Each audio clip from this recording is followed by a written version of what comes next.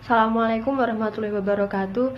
Salam sejahtera bagi kita semuanya. Yang terhormat Ibu Dr. Uun Yanuhar, SPI MSI, selaku dosen pengampu mata kuliah limnologi, dan teman-temanku semuanya. Perkenalkan kami dari kelompok 1 dengan beranggotakan 10 anak, yakni dengan Ahmad Fakih dengan NIM 2150802001111028, kemudian Adeline Indah Priyanto dengan NIM 2150802000111018, Alvina Dwi Anjani dengan NIM 2150802011111014, Diva Fauzia 2150802000111026, Elvinda LR Dilianita dengan NIM 2150802000111004, Hidayatul Aisytunul Akbar dengan NIM 2150802000111034, Iftita Rahma Safira dengan NIM 2150802000111052,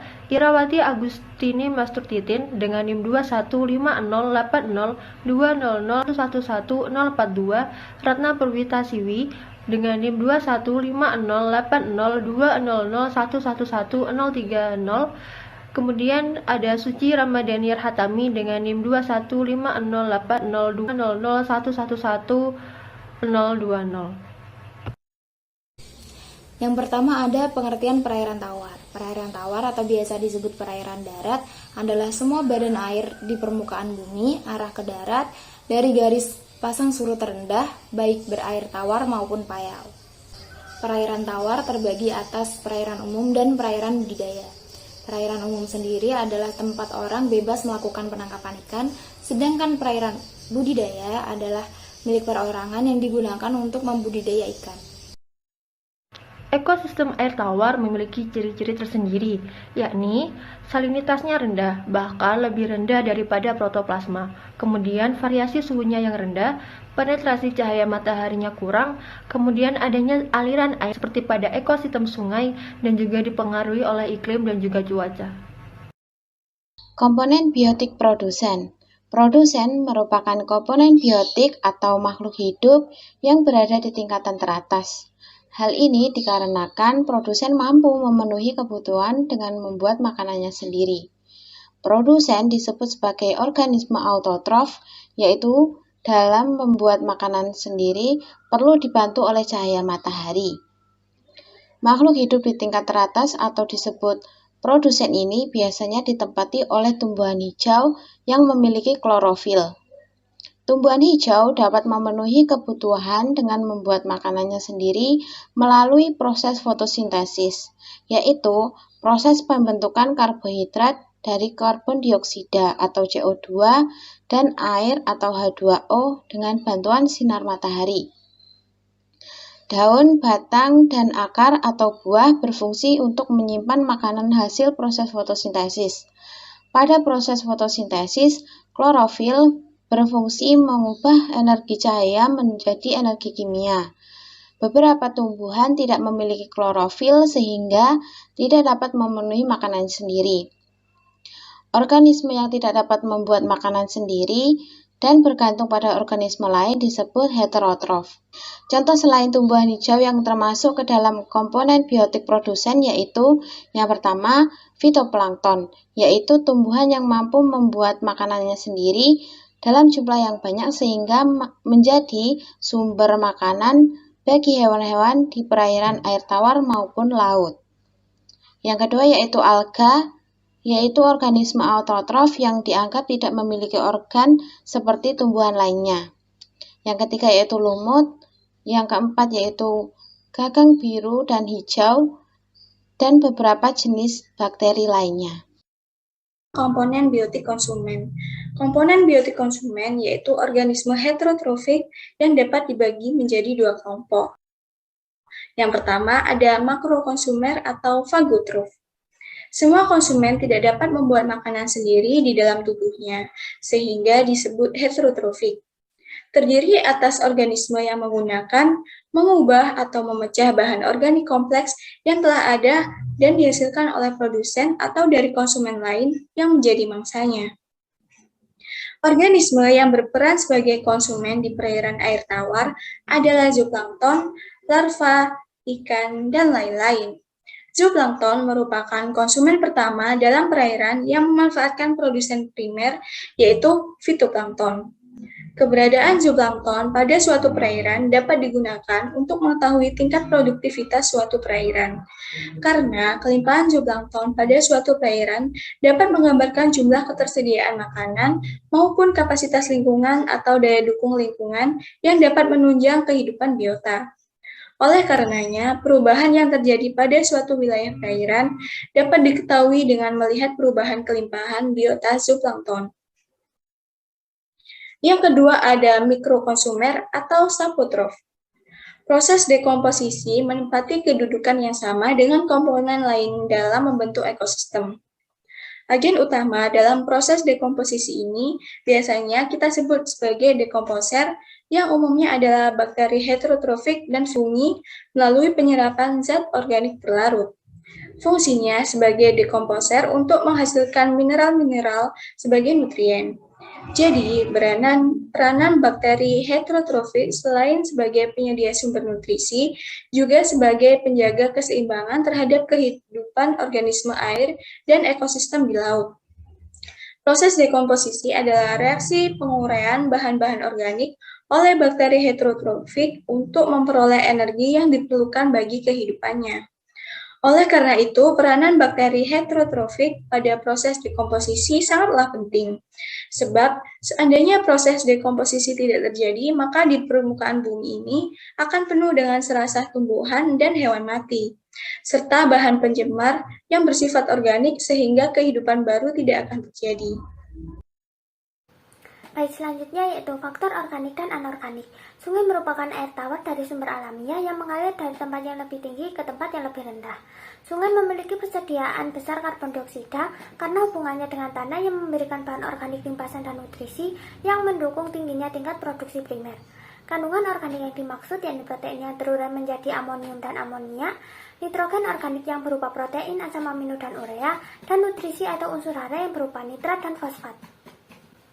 Adapun peranan bahan organik dalam perairan meliputi sumber energi atau makanan, sumber bahan keperluan bakteri, tumbuhan maupun hewan, sebagai zat yang dapat mempercepat dan menghambat pertumbuhan sehingga memiliki peranan penting dalam mengatur kehidupan fitoplankton di perairan. Bahan organik berperan penting untuk menciptakan kesuburan tanah di perairan, dan yang terakhir meningkatkan pertumbuhan serta aktivitas mikroorganisme. Sedangkan kandungan zat anorganik pada sungai meliputi air, oksigen, dan karbon dioksida. Zat anorganik pada sungai juga dapat berasal dari bahan pencemaran seperti logam, garam, asam, dan basa. Dalam ekosistem perairan tawar, terdapat dua jenis perairan di dalamnya, di antaranya yaitu perairan lotik atau mengalir, misalnya sungai, dan perairan lentik atau tergenang, misalnya danau, rawa, dan lain-lain. Sungai merupakan contoh perairan lotik atau mengalir, yang berarti suatu badan air yang mengalir ke satu arah. Adapun komponen abiotik yang ada pada perairan sungai diantaranya ialah yang pertama cahaya. Cahaya matahari sangat penting bagi organisme perairan, tumbuhan atau fitoplankton untuk melakukan proses fotosintesis. Cahaya matahari yang diterima oleh ekosistem sungai ini sangat dipengaruhi oleh berbagai macam variabel, diantaranya jumlah pepohonan yang menaungi sungai, lebat atau tidaknya pepohonan tersebut, dan juga tingkat kedalaman sungai. Yang kedua, salinitas. Salinitas adalah tingkat keasinan atau kadar garam yang terlarut dalam air. Umumnya ikan-ikan air tawar memiliki kemampuan toleransi terhadap kisaran salinitas yang rendah. Yang ketiga adalah suhu. Bila terjadi perubahan suhu yang drastis, maka ikan bisa mati ataupun pertumbuhannya akan terganggu. Misalnya ikan nila atau Oreochromis niloticus dapat hidup pada kisaran suhu 14 derajat Celcius sampai 38 derajat Celcius. Jika di bawah atau di atas suhu tersebut, dapat menghambat proses metabolisme dan pertumbuhannya. Yang keempat, kekeruhan. Kekeruhan atau turbidit adalah jumlah dari butir-butir zat yang tergenang dalam air. Kekeruhan disebabkan oleh bahan organik dan anorganik yang tersuspensi dan terlarut dalam air. Banyaknya jumlah partikel yang tersuspensi di dalam air akan mempengaruhi kekeruhan atau turbiditas perairan.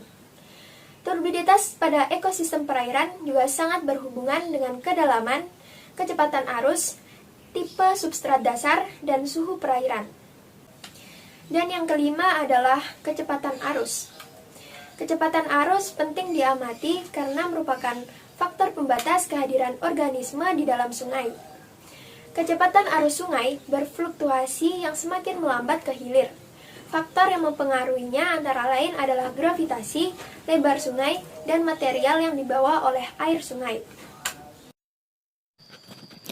Danau merupakan contoh dari perairan lentik atau tergenang yang berarti badan air alami berukuran besar yang dikelilingi oleh daratan dan tidak berhubungan dengan laut kecuali melalui sungai. Adapun komponen abiotik yang ada pada perairan danau diantaranya ialah 1. Suhu. Kedalaman danau yang cukup tinggi mengakibatkan terbentuknya zonasi berdasarkan kedalaman. Suhu air akan menurun dengan meningkatnya kedalaman sampai batas zona fotik dan setelah itu suhu relatif stabil. Perairan danau yang dalam menyebabkan terjadinya stratifikasi suhu secara vertikal. Pada siang hari suhu permukaan naik sehingga molekul air merenggang. Tekanan menurun sedangkan suhu dasar perairan lebih rendah. Pada danau vulkanik suhu cenderung tinggi dan menjadi faktor pembatas utama bagi kehidupan. Selanjutnya adalah kedalaman. Danau memiliki kedalaman yang tinggi sehingga menjadi faktor pembatas bagi kehidupan organisme.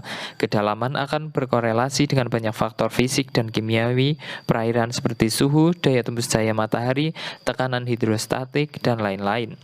Selanjutnya, kekeruhan. Danau memiliki tingkat kekeruhan yang relatif rendah. Kekeruhan danau tergantung dari banyaknya partikel yang datang dari aliran air yang masuk ke danau dan juga aktivitas organisme di dalam danau. Kemudian arus. Arus danau cenderung lebih tenang dari perairan lain dan memiliki arah vertikal yang disebabkan oleh pengangkatan massa air dari bawah atau dari dasar danau. Yang terakhir adalah oksigen terlarut. Oksigen terlarut atau dissolved oxygen pada awal pembentukan danau relatif tinggi karena pemanfaatan oksigen oleh organisme dalam danau masih tergolong rendah. Sumber oksigen danau yaitu pengikatan langsung dari udara dan fotosintesis fitoplankton serta oksigen yang terbawa aliran air yang masuk ke danau. Sekian dari kelompok kami, semoga dapat memberikan manfaat bagi kita semuanya. Akhir kata, wassalamualaikum warahmatullahi wabarakatuh.